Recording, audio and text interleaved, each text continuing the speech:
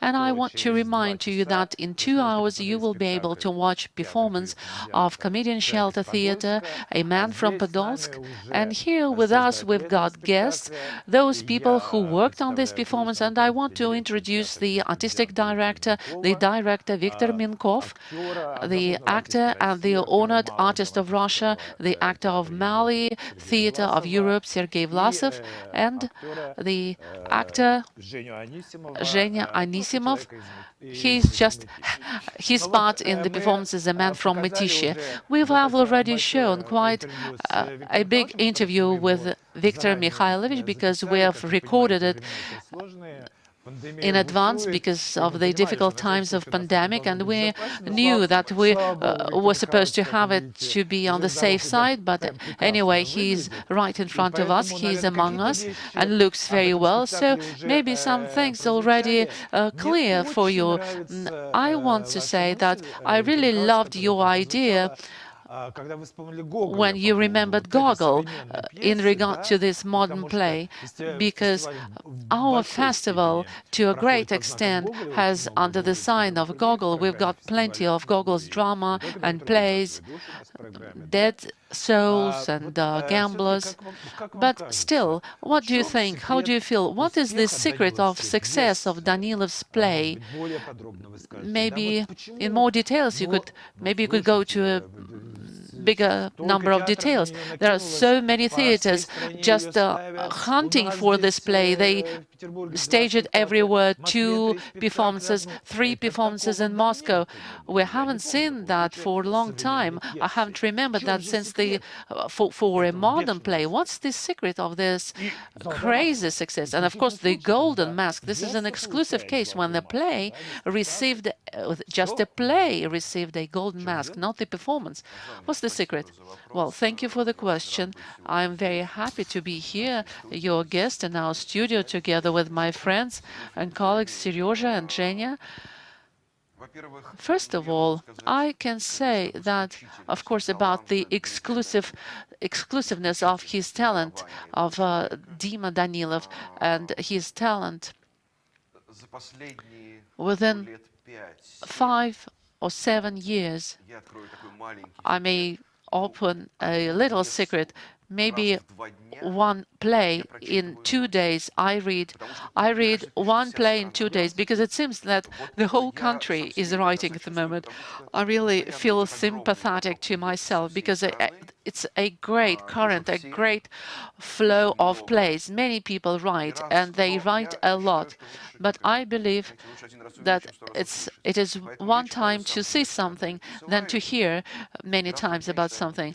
So once in 2 days, I read one play, and number one, Dmitry Danilov is number one for me here in Russian theatrical space of the modern drama. An absolute number one. He is smart. This is very smart. This is an exact, precise focus of our modern reality. So when Mikhail Bychkov sent us a play, A Man from Podolsk, it was no any doubts for me. No doubts remained for me. As soon as I saw the play, I decided, because within the last 7 years, that what I have read, well, maximum 3 plays which really attract and you want to think about that. Well, they have, well, Semyon Serzin, who is busy with a new performance of his performance in Comedian Shelter. He made a film. Well, he is the director who made that performance in Yaroslavl, in the Volkov Theatre. So it's great.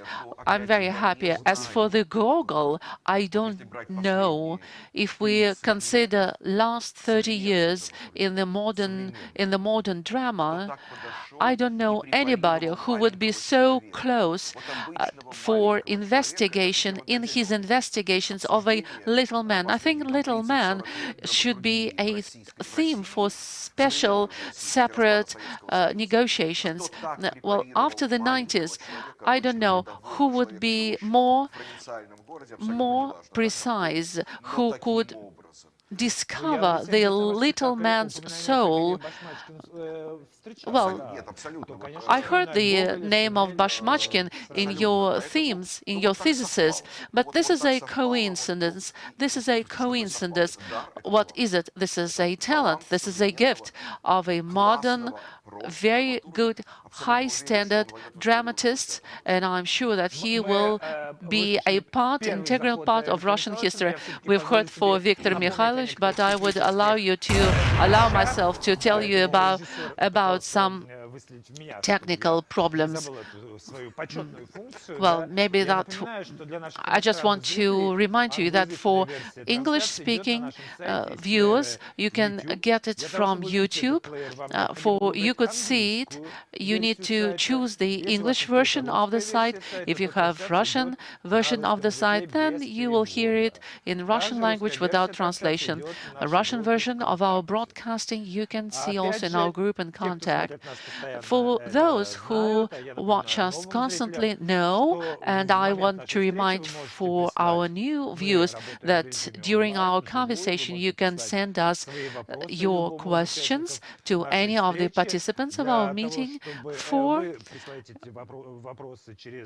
You can send them through the WhatsApp chat, and to do that you need to enter the green button with WhatsApp sign. We get your question, but please introduce yourself.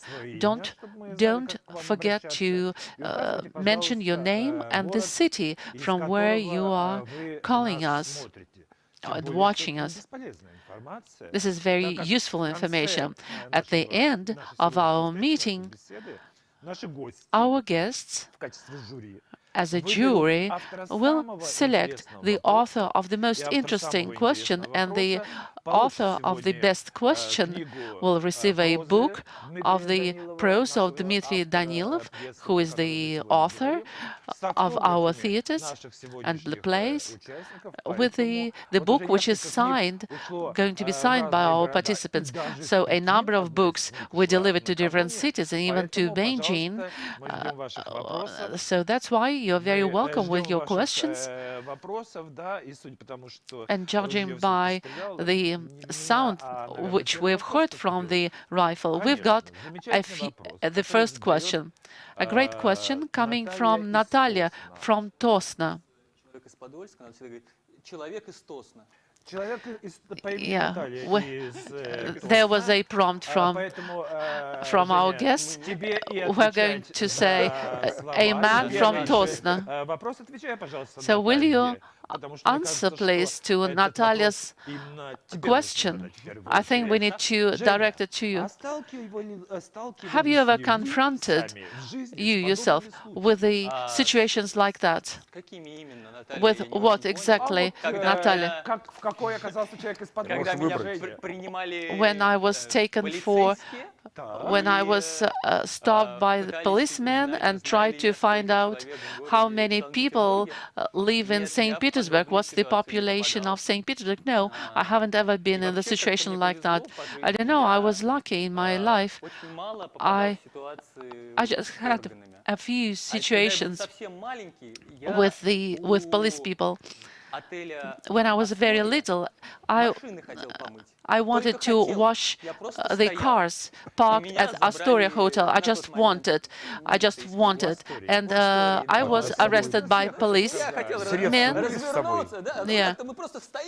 We were there, the boys were there planning to wash the cars, and we were taken by police people in their car. They took us for a long drive around the city and then took us to the police station, detention station, and then our parents were supposed to come and pick us up. So it happened to be that that police station appeared to be very close to the place. No, speaking seriously, I've never been in a situation like that and hope I will never be in a situation like that.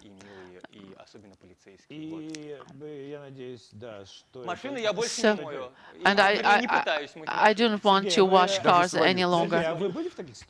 Sergey, what about you? Have you ever been at a situation? Yes, I've been. No, I've never been arrested by police. Yeah.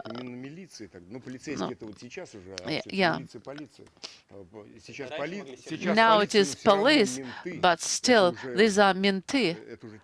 This is already a term, and we also have it in our performance. The policeman speaks about himself. There was a situation in the 90s. I was not arrested, but in that situation I was hit in October Hotel. They really hit me with a stick. We went to the hotel just to pick up our luggage to take one of us to the Moscow railway station, and there were 3 artists were standing downstairs at foyer waiting for our actor, and over there was a policeman on duty. That was really a polizei, an awful, disgusting man. It is not that the problem is not that whether he is a policeman. I believe that it depends on a human being. I've met once someone who I keep the friendship till nowadays. He used to be a colonel. You know, maybe those people, you remember that policemen used to keep guards around the buildings, like the theaters were on guard. Police watched the order, and at those days I met a captain of police. That was for the first time when I saw a man like that. We had a festival, foreign artists came to our theater, and then we had the final banquet. And we had our banquet on the ground floor of a residential building on Rubinstein Street. And of course, there was a very noisy party. Then all of a sudden appeared a policeman, and I was shooting. I was a man with a camera. And then all of a sudden, a captain of police appeared, and he spoke in such a respectful way and in an intelligent way, without raising tone, without humiliating people. He just asked us. It was a request from him to us, saying that, you know, people, neighbors around, they just asleep already. Be quiet. Well, some of us were trying to ignite us, saying some tricky things for a policeman. And you know, really, I've never seen a person like him with such a high respect to people. Everything depends, I believe, depends on a human being, because in any circumstances we have to be human beings. This is what 3 policemen try to be. They act, I believe, in a very human way. Why they act like this, and it seems to be awful and rigid, it's a different thing. It's a way, it's the method, it's the way how they've chosen to act. I don't want to discuss really that. It's better for you to watch the performance. But yeah, our audience will have a chance to watch that. Well, can you speak Argentinian language? But the viewers from Argentina joined us. Buenos días. Как видите, вы можете, на самом деле, можете. The question from Dina, St. Petersburg. Zhenya. Maybe she's an acquaintance of you. Dina from St. Petersburg. The person from St. Petersburg. You're so fluent. You're so pliant. And in this performance, you have a part of a man who is in the cage. How did you manage to control yourself? I didn't manage to control myself. Dina, the question, I can answer your question that I did manage to keep my blinds abilities, so I'm very modest. It was very easy for me. The cage was very big.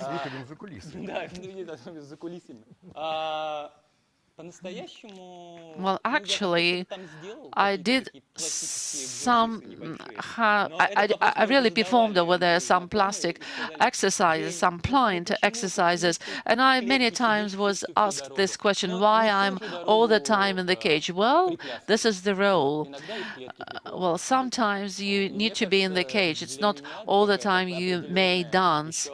Sometimes it requires you to be in the cage, and that was another plank for myself. I was able to create such a man, such a character, which is always in the cage. So it seems to me that I managed. Of course, it's not for you to judge, but then after today's air, maybe you need to keep him in the cage longer for more penetration to the role. And we've got another question, and this is a question coming from the audience of the comedian shelter. And what about yourself? Have you started to notice the silhouette of the cement plant, concrete plant? That's a good question. This is not on purposely, not deliberately. Maybe somewhere in my conscience I have it after the play, though I doubt, because the body, the human's body is made in such a way that we note only interesting things, whether it is a plant or a constructional crane. I just remembered right now, a day before yesterday, I was driving my car. I entered the city, and I saw next to the road there was a television tower, and then a Gazprom tower, and there is another one, third high building, and I didn't understand what was it. It was a huge crane, constructional crane, which looks really like a plant, but the crane also refers to that. This is some kind of architectural point, especially the plants which look ugly when it is destroyed, with the empty windows and empty doors that do not exist there because it is nearly destroyed. That's why it looks so viciously. The vicious look of the destroyed plant is really very destructive for the imagination, but we look at it still. Our approach to this is very individual. Someone can see the beauty of the beauty in the destroyed building. Suppose if this is a summer cottage of the 19th century when it is half destroyed somewhere in the countryside, and the broken roof, there is something, like the leaf of the previous epoch. And as for the plants, they are, of course, ugly, and they have to be moved away from the city. Dear the audience of the comedian's shelter, yeah, he said yes. Yes, sometimes I see that beauty, but I can refer to the youth and the flashbacks. Another question is coming to us. Victor Mikhailovich, the very diverse schedule of your performances you've got in your theater. But Irina asks this question, how do you choose it? A person from St. Petersburg. Well, first of all, I would like to add something to the previous question, because I really was touched by this question. For myself, this vicious silhouette of the plant is the image of today's situation with pandemic, because the concrete plant itself doesn't have anything vicious in it, because any kind of plants are needed. But in that play, for me, the vicious silhouette of the plant is the image of a pandemic. I cannot but say that it is very good that today we have a chance to watch this performance online. But while we are not closed finally, because we know now it is 50%, then from December 1st it's 25%, maybe 12.5% is going to be. But on January 15, I'm going to be together with you in the hall. So this is a unique case when I believe this performance you can watch online. We've got tickets yet left for the 1st and the 2nd of December. It's better, it's always better to watch this performance alive than online. How we choose the material. These are two basic things. First, the politics of the theater. We always should have something which you don't know when you come to us. Because when you go to other theaters, when you know approximately the style of the theater, you understand what you're going to see. But when you go to the comedian shelters, you should be unaware of what you're going to see. And the second thing, this is a direction. Of course, there is no theater without direction. So that concept that I've already discussed, I cast directors, I work with directors, I invite directors to our theater, and together with director, we choose the cast of the actors. These are two main things which we have. The way of our work, which we have already picked in our theater, and the direction. My question is to Sergei Vlasov, because you are a very stable actor of the Dodin's company, and we know that actors of Dodin do not work on the side. Mostly because theater is the house and the main place for your artistic life. But will you tell us, what are your artistic principles? Do they change? What about your artistic principles? Do they change when you work in different theater? Do you change yourself when you work in a different theater? How does it affect you? Oh, thank you for this question. I've been thinking about that when I was on the way to your studio, and many times I've been thinking about that. Well, in terms of stability of working in the theater, of course, there was a very long period when I've been busy from morning till night. I was always in the theater, and my life, and I had a very full artistic life. And when we worked on Turandot, Andrei Maguchi longed for a long time to work with me. And I told him I cannot be busy in parallel theaters, to work simultaneously in two theaters, because it's a very overwhelming work for myself. I get drowned completely in the work. So this year it happened. When I read the play, and I immediately said yes, I wanted to take part in it. I started to look for opportunities, for gaps, for free moments when I was not busy in the rehearsals in my theater. I used that time to rehearse. It's really very interesting to work, to try new efforts besides my constant theater, to get boiled in some more interesting projects. Because when at the very beginning, it's hard to say. You can only estimate the company, the cast of the actors, who is the director, who are the artists, and then you will see how it's going on. You cannot be sure that we're going to have a geniusly perfect performance, but the principles are different, aren't they? You, at your theater, it takes you years in order to rehearse. Yes, it used to be very long periods of rehearsals, but now it's different. But when we met with Mikhail Vladimirovich, my way of rehearsing, the way I was brought up at the theater with Dodins, this is one way. And of course, I I shared with my new theater this way, and always my ways were rejected.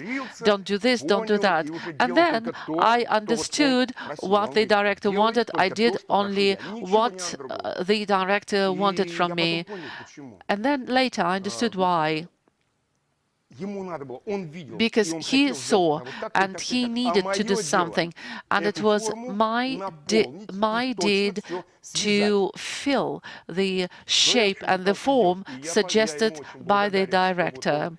And I was really very thankful to the director that he acted the way he knew would be correct, and the actor has to just trust and follow. I had the previous experience alike of the kind, and a pair of other examples I had alike beside the theater. So until we have another fire, I wanted to say that last decades we constantly argue in the theatrical circles in Russia and abroad about the repertoire theater. What is better, repertoire theater or entreprise? You know, the theater shelter of comedian I cannot call entreprise. This is a repertoire theater, but the model still remains. When you have administration, when you have leaders, when you have workshops, constantly working and providing everything for the artists, helping them, preparing, making them ready to act. And this is one of the most correct models for the theater, because during the last decades we've argued so much about that, because the theater is our home. We, theater and the hope. And this has got so mixed. No, we don't have so many theaters homes. Maybe these are just single units, whatever they might be called. But this theater is a very special one. I'm speaking only about the fact, only about that theater where I myself live, and the company over there is really very interesting and attractive for me. So this is regarding to how do I allow myself to work on the side. I can tell you very happily, very gladly. And me as the artist work with a different director, with different artists, just refills me with new interest. It was really very young to work with them. They're all younger than I am, on different decades, but still it's interesting because I got involved to a new subculture. It's very interesting to be with young people. It took me time in order to get closer to them. So it's nice to be on this side. Now the question to you, Sergei, from you. Comes from Sergei. What were the funny stories regarding with the rehearsals of this performance? I don't know. My impression is that all those people who has ever worked with me, they do not work with me any longer. I think this is the most funny case based on the rehearsals. They don't want, or there is no opportunity to work with you, because these are different things. Well, dear viewers, this is the acting joke and kind of a lie, nice lying. I don't know what was funny. Well, actually, there were lots of funny things, but at the same time, very sad things were there. I don't know, it's hard to say. I am one of those actors who follows the director, but without a wish. I do not actually want always to share the director's principles. I invent many things. That's why my personality becomes very tiring for a director. I remember Mikhail Vladimirovich wanted to take much from you and prompted many things to you. I think he wasn't interested to work with it. May I add something about funny things at the rehearsal? I always fall asleep in the last scene. I always fall asleep at the last scene because the way it shows, I'm with my back to the audience. I am on the bench over there. I keep lying there, and it takes some time because there is a lot of text, and my partners, actors, they pronounce lots of words, and when they say you're free, I need to jump out and say I'm free, I'm free. And I really fell asleep over there during the performance, right in the cage.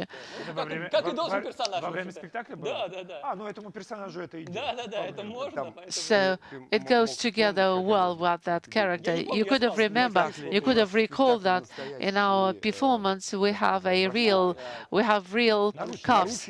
We have real cuffs with real keys, handcuffs. But there is a trick. One cuff you have to turn in one way, and another one is a different way. When I lock him to the cage, I come up to him on one of the performances. I know which way to turn the key. I start open and it doesn't open. I turn it a different way and I keep saying my text. And I saw Zhenya with his eyes. I saw his eyes at that moment when it was not possible to unlock his hands from the cage. We've got another question from Nikolai from St. Petersburg. But I would like to offer you my question. Will you please say about the performer of the central part, Dmitry Lysenkov, who is very recently has become a laureate of very prestigious, highly prestigious award, Stanislavski? I'm sorry that he is not with us today. First of all, he has a premiere in Современник, and secondly, we know that Dima left St. Petersburg and he went to Moscow. They went together with his wife, also an actress, Masha Zemlina, and I think this is a big loss for the city. But more opportunities for Zhenya Anisimov. There are 4 places here. Well, I couldn't have been seated here. And of course, I'm very sorry that Dima left St. Petersburg. And again, it's strange that within 2 years after he left Alexandrinka Theatre, where he was a leading part, there were no decent proposals for such a big artist. He is a very unique, very talented artist. He is a very strict man. I don't know how was he in rehearsal, but his attitude to profession, to his occupation, I saw it in Crime and Punishment, and in Podolsk performances. I know, I read him lectures on the Russian theater, and by 9:30 he used to be my student. He was a very diligent student. I wish him all success in Moscow, and for he would become a leading actor in Russian theaters. Many recognize him because well, Dima, we give you our regards from all our company. And the question to you from Nikolai from St. Petersburg: how would you continue the plot of the story if you decided to make a continuation? This is to Danilov. how it could have be continued. What is the epilogue for this story? Because the story finishes, but actually it doesn't finish. There should be part 2. The second part might be A Man from Mytishi. Next play, A Man from Mytishi.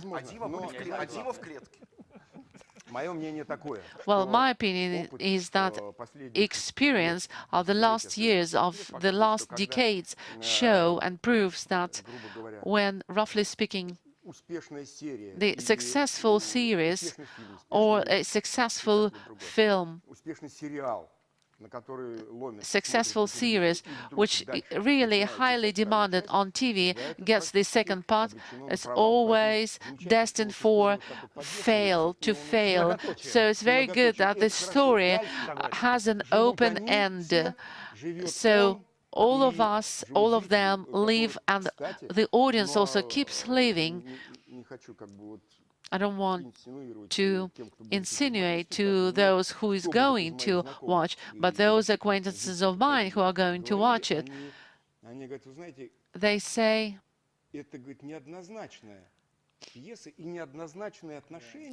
this is not a simple play.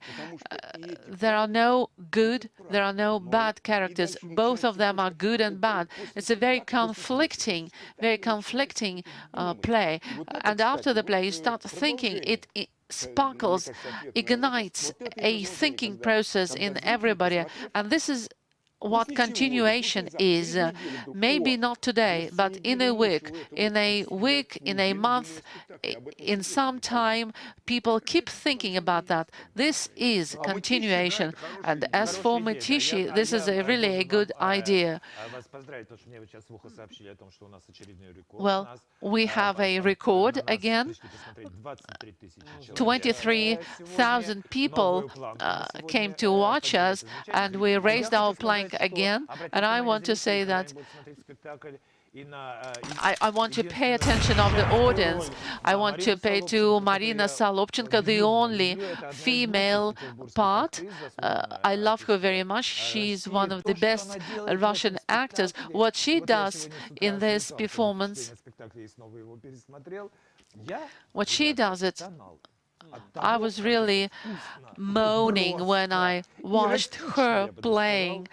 It was so tasty and erotic, even what she did. That's a good question coming from Veronika in St. Petersburg. Is there a difference in the classical and modern roles? Is there a difference of your approach to classical and to modern roles? Do you have any special approaches in this regard? Because you play a lot of both. That's an interesting question.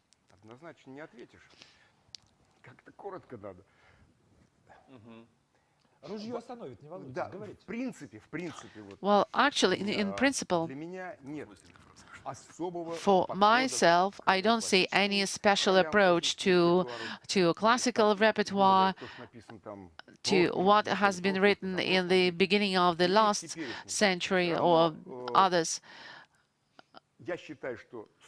But still, I believe that the essence of what we do, because we study the human being which I now presently try to put on myself, to fit it myself, to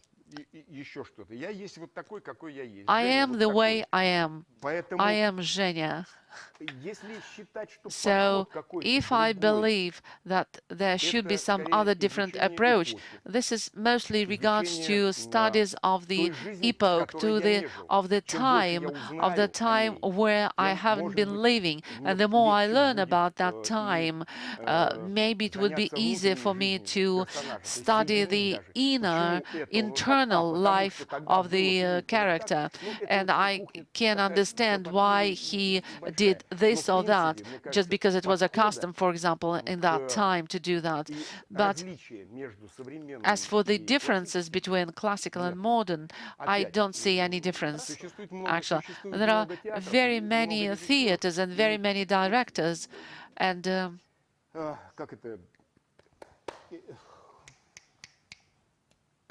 Нет, сейчас. Да, не, сейчас.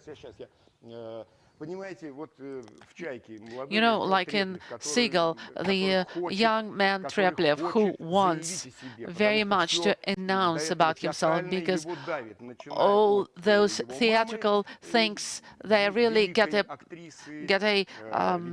clutch on him. His mother, actress, and he is a young man. He wants to fulfill his ambitions. That's why he thinks about new forms, which are not understandable for people around. So same things happen today.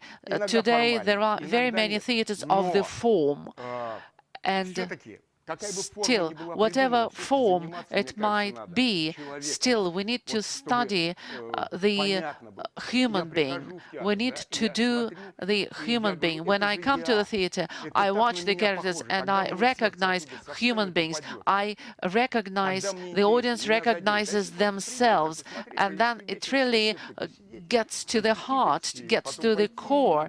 Otherwise, it happens just a funny, easy time you have in the theater. This is something different. This is like a show business. There might be different opinions, of course. This is my opinion. You are a student of Katzman. You work with Dodin. And of course, this continues the great psychological theater of Russia. But what about Zhenya Anisimov? Сценический проект, да.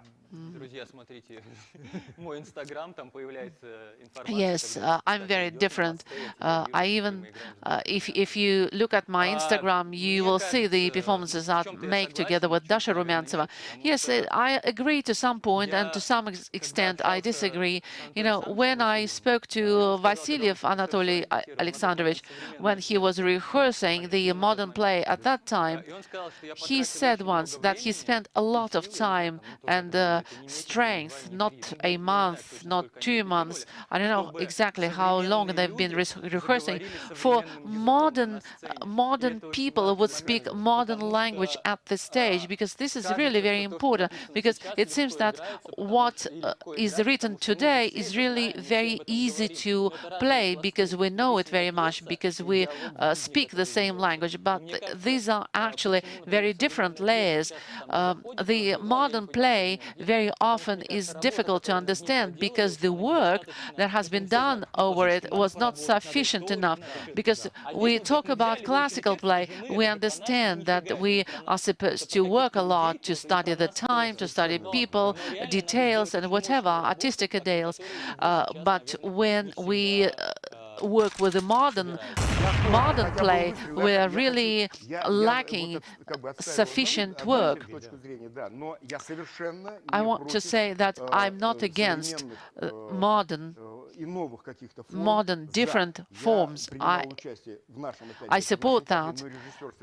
I participated in performances in our theater. That was a French director who is the leader of Odeon Theater. In the 90s, we had a performance, Reflections. This is a performance many times. Much time has passed from that time. That performance appeared earlier than it was supposed to be. It would be a better time for this performance now. So that was sort of a formal performance, but at that time the audience was very interesting, both in St. Petersburg and in Moscow. The audience could be split into two camps. During the break, the half of the house left the performance, and half of the house remained to watch it till the end, and then burst into applause. Everything what goes directly to the core of the audience is great. And we have one more question.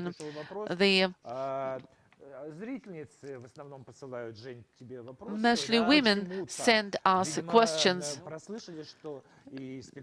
maybe because they heard you playing with the former wife, whether you have a character which you are dreaming to play. Well, you know, every time when I hear this question, I'm at a loss what to say. Really, aren't you dreaming? You know, I've wrote a play a long time ago about those plays that Viktor Mikhailovich reads. Now I know where to send my plays, you know. And the main character is Colonel over there. And I want to start working on it, and it's going to be a mono performance, so it might fit very well the theater comedian shelter during pandemic time when actors may fall sick. I think that my play will fit very well, but actually I'm free of dreams, you know. I get offers, I receive offers, I accept them, and I play my roles.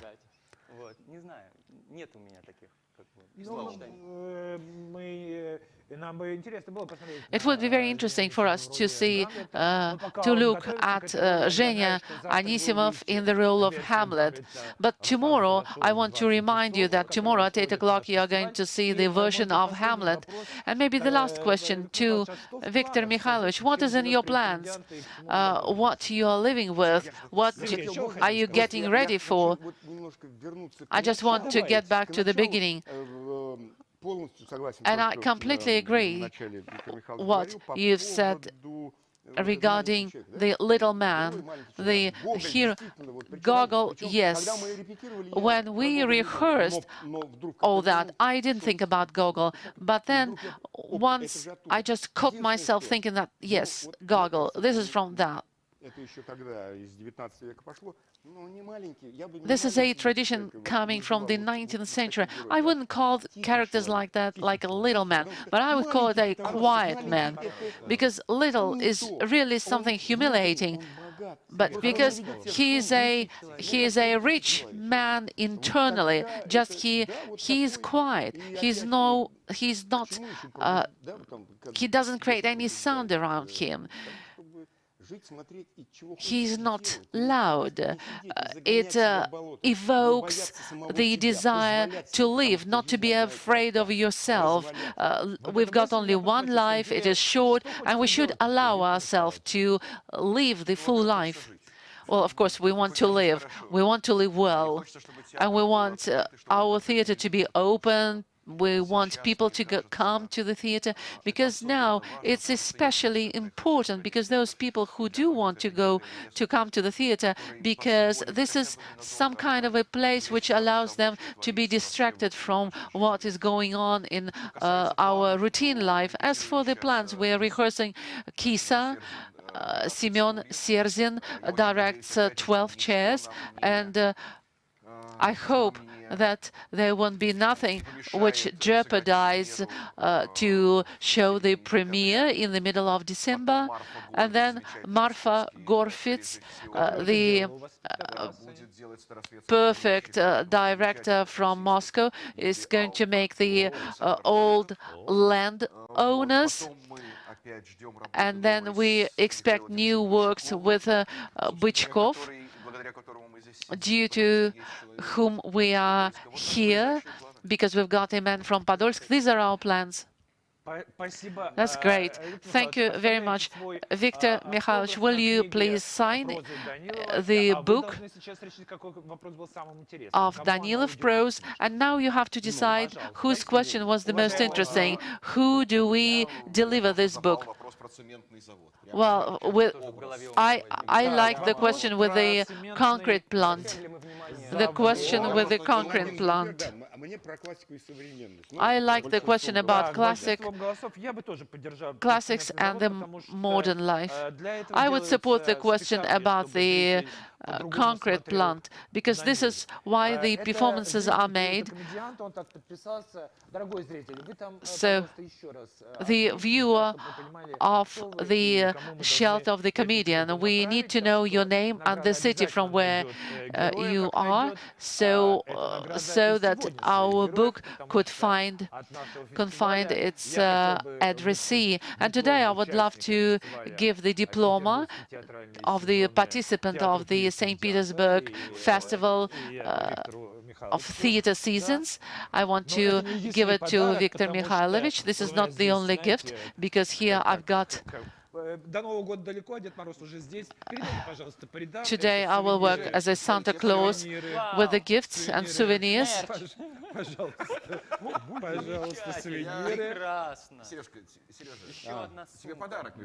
One more bag.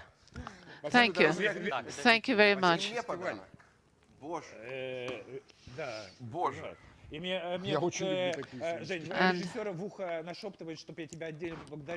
Well, I want to thank you, Zhenya, because you are in the colors of the festival, black and yellow.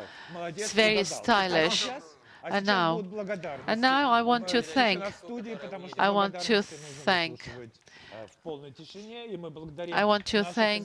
our information partners, Channel 78, the newspaper St. Petersburg News and Version, partners of our broadcast Multimedia OKO, the portal Where to Go, international partner Россотрудничество, Cooperation, and its affiliated parties in different countries. We want to thank for souvenirs company Promomir, Synapse company for this site, for subtitles, Roof Films company, and a special thanks to Sergei Kolobov for filming the performances. And today Sergei has his birthday, and the whole team of the festival congratulates you with your birthday, and we're really amazed by your work in the festival. We wish you health and you artistic success. And the special thanks to the whole team of Pavel teams for broadcasting and preparing of video broadcasting. I remind you again that in 1 hour at 8 o'clock you will be able to watch a man from Podolsk. Tomorrow we invite you at 12 o'clock to join our meeting with the director of the festival, Alexei Smokotov. I'm going to interview him and talk to him about the festival.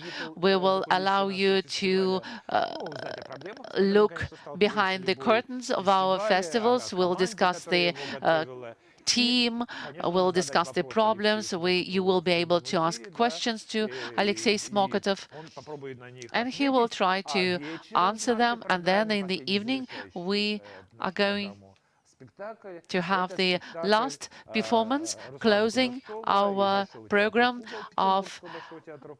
This is the theater, the performance from the big puppet theater of St. Petersburg. So I'll see you tomorrow. Thank you.